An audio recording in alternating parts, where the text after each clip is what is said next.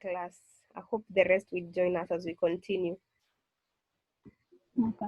Yeah, so today on this Zoom lesson, I want us to briefly discuss about first aid materials and about a first aider, because this is an area that you really need to understand, so that as a first aider, you can know when to act and when not to act.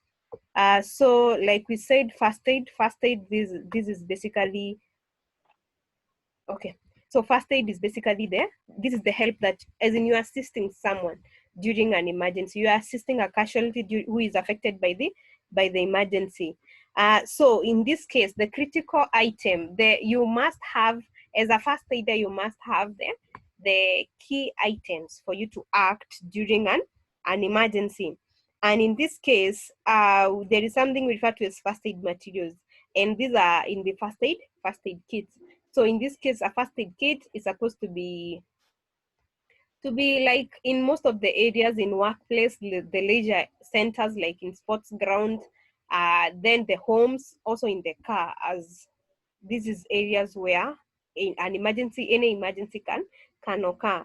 And these first aid materials can help someone to act on. So the kit for the workplace or the public place must conform to the legal requirements and can be they be clearly marked and easily accessible, such that they can assist during an emergency. So what can you find in a first aid kit? So any first aid kit must be kept in a dry place, and it should be checked and replenished regularly, as in you need to be checking the items that are inside there, and they need to be replaced as the need be. Then the item okay. You may wish to add painkillers, tablets, such as so in this case, painkillers, they depend on what you want to add. It can be paracetamol, it can be brufen, it can be diclofenac, it can be Actos, and so on. As in the painkiller, painkiller basically they are to relieve the pain, and as a first aider, you need to assist that person who is at an emergency scene, and they may be experiencing a lot of pain. So during that time, you need to assist with a painkiller.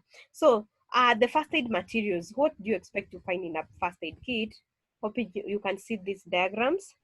I believe they are clear. So in this case, we have the sterile dressing. So these are wood dressing. The most useful dressing consists of the dressing pad attached to a roller, bandage, and they are sealed in a protective wrapping. They are easy to apply, so they are ideal in an emergency. Various sizes are available: individual dressing, sterile dressing pad that can be secured with a tape or a bandage are also available. So basically, we can have this one, a sterile, you see, okay, this is the gauze, a sterile gauze pad. So it's usually a very light pad, and it is usually stored in a very, like, it can be wrapped such that it's not supposed to be touched with bare hands, actually, so that you don't want to introduce dirt in it. This is supposed to be placed on top of a wound. So, and you see, for this one, the sterile wound dressing, this is a bandage on top of it, and then we have a gauze on top of it. This is a gauze. This is the spelling of a gauze pad. This is like a single one. This one doesn't have the other dressing, the bandage. Even this one, this is a sterile eye pad. You see, the gauze is only on this part. Then this is the part that's supposed to cover the eye in case it is affected. Yeah. So that is about sterile dressing. So in this case, it's supposed to be placed on a wound before you put a bandage on top of it. So now you see examples of bandage. In this case, we have rollers. So the rollers, these items are used to give support to the injured joint, secure dressings in place, that is like a sterile one, and maintain pressure on the wound and limit swelling. So this is, I believe you have ever seen a bandage. So you can see examples. These are just examples of them. Some of them, they are elastic. Then the triangular bandage, they are made of cotton. They are made of cotton. They are made of cloths these items can be used, they can be used folded as bandage or a sling. We will discuss them later on when we'll be discussing about a fracture. How a sling can be. I believe you have ever seen someone who is hanging a hand with a piece of cloth. It's a bandage that is assisting that person who has gone through a fracture. Most of the cases fractures, especially on the hand, because you want to make that hand to be very immovable. You don't want it to keep on moving because it can worsen the fracture. So if they are sterile and individual wrapped, they may also be used as a dressing for large wound and burns. Then we have a gauze tubular bandage. A gauze tubular bandage is used with an applicator to secure the dressing or a finger and a toe, mostly on the fingers and the toe. These are the diagram. You can be able to see them. So when we resume the physical classes, you'll be able to see these bandages physically, how they look like. So for now, we can just use diagrams. So elastic tubular bandage are sometimes used to support the injured joint, such as knee and. So in most of the cases, they are used in the joints. Then we have the protective items. Hello, can you hear me? Ferdosa, are we together? Yes, I can hear. Okay. So Yeah. then we have the protective items. These are also supposed to be these are among the first aid materials. So you see here we have the disposable gloves. So you use them once and dispose. So disposable gloves, wear gloves if necessary when you are dressing a wound, or when you are handling a body fluids or other waste materials. Use latex-free gloves because some people are allergic to the latex ones. So I believe, okay, they don't necessarily have to be this color, but you have ever seen gloves. Then another protective item is a mask. You see, for example, I believe now these are not something new. We may have a face shield. You have seen a face shield, especially the people they are wearing in this time of corona, face shield, and we have the protective mask. So it can be any mask, but this is something that you need to wear, especially in an emergency, especially a mask, not necessarily a face shield, but a mask supposed to be put on. Then yeah, so you may have also additional items in the first aid kit.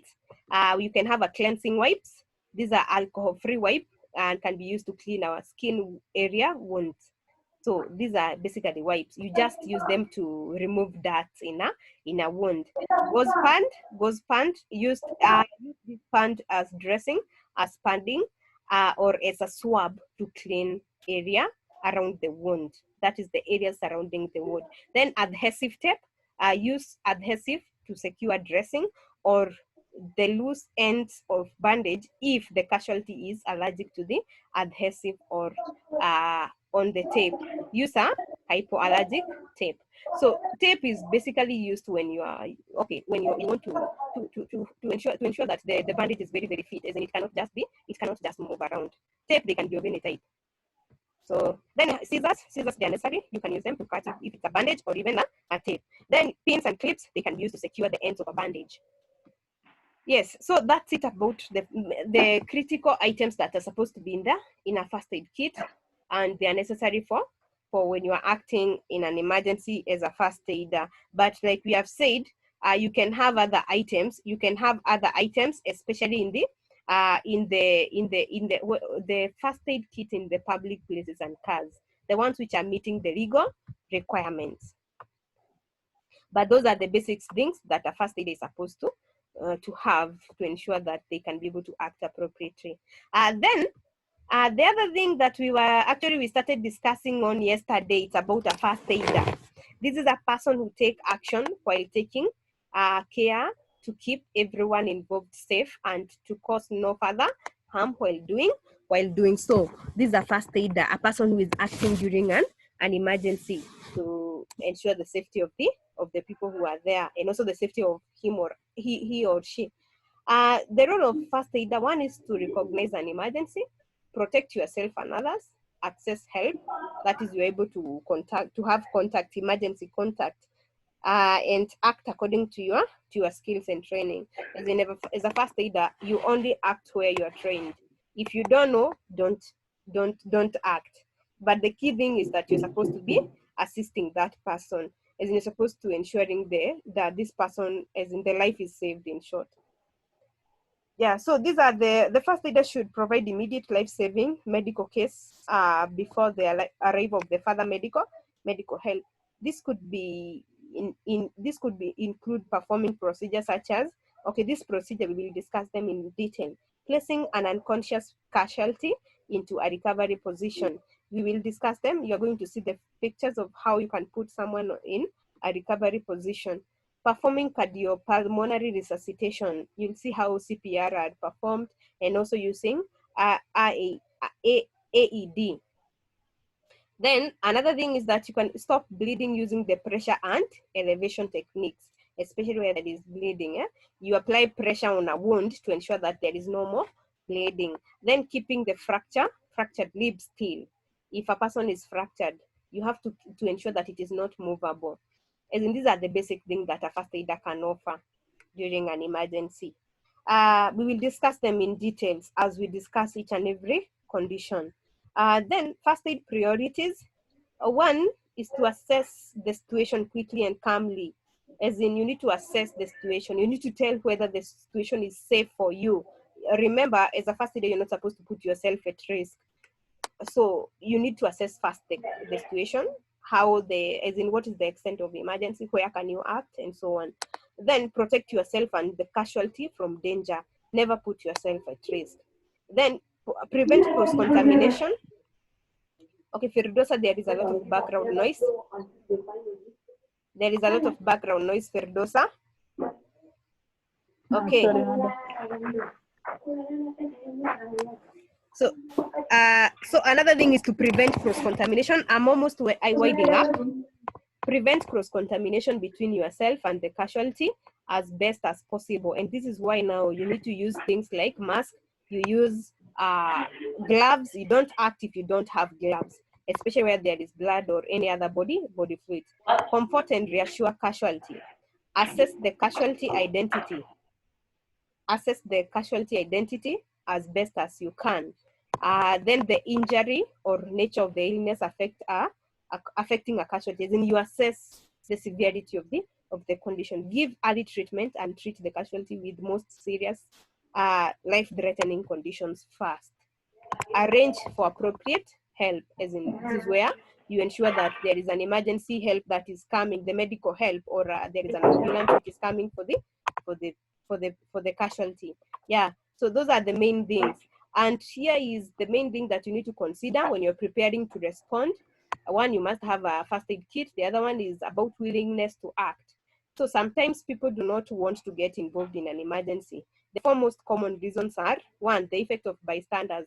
Bystanders, they are those people who are just observing what has happened, like after an accident. People will surround that area. So these are the bystander effect.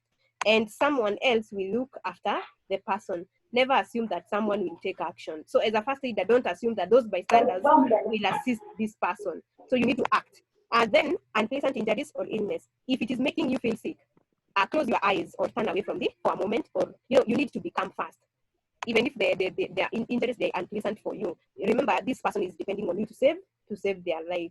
So you can choose what to do. Like you see in this case, they are talking about close your eyes to turn away from for a moment to calm yourself. You need to remain calm at all time. Then deal with the situation. Fear of catching disease. You see, this is why you need to wear the gloves or put on a mask. Fear of doing something wrong or causing more harm. So in this case, you are trained. So you only act on the areas you are trained. Don't act on something that you are not sure of. Then the key steps of being an effective first aider is you be calm in your approach, be aware of the risk, build and maintain trust that is between you and the casualty and also the bystanders, because they can assist you. Give early treatment, call appropriate help, and remember your own needs. Do not put yourself at risk. Yeah. So that's it for today. The other thing that we'll discuss from next week is how can you minimize the risk of contaminations, and how basically you can be able to do, like, how do you prevent, how do you wear mask, how do you put someone on recovery position, and the other things. Yeah. So do you have any questions, Firdosa? Any question? Hello, Firdosa. No, madam. So you have Yes, understood madam. all those points. Yeah. Have you written all the notes up to that point? But still. You're still writing them. So ensure you summarize those notes, listen to audios. Yeah. And in case of any question, ensure always you raise. So you can continue writing notes for the remaining minutes. That's okay, right? Okay. Yes, Okay. continue summarizing notes. Yeah, so next week we'll Okay. discuss the other parts, and I will put pictures, photos, so that it will be easier for you to at least get what we are discussing. Because first aid is very practical, and now we don't have physical classes. So in this case, we are going to use photos, videos. I will also upload videos on all these things on how you're supposed to do it. Yeah, thank you. Have a good day.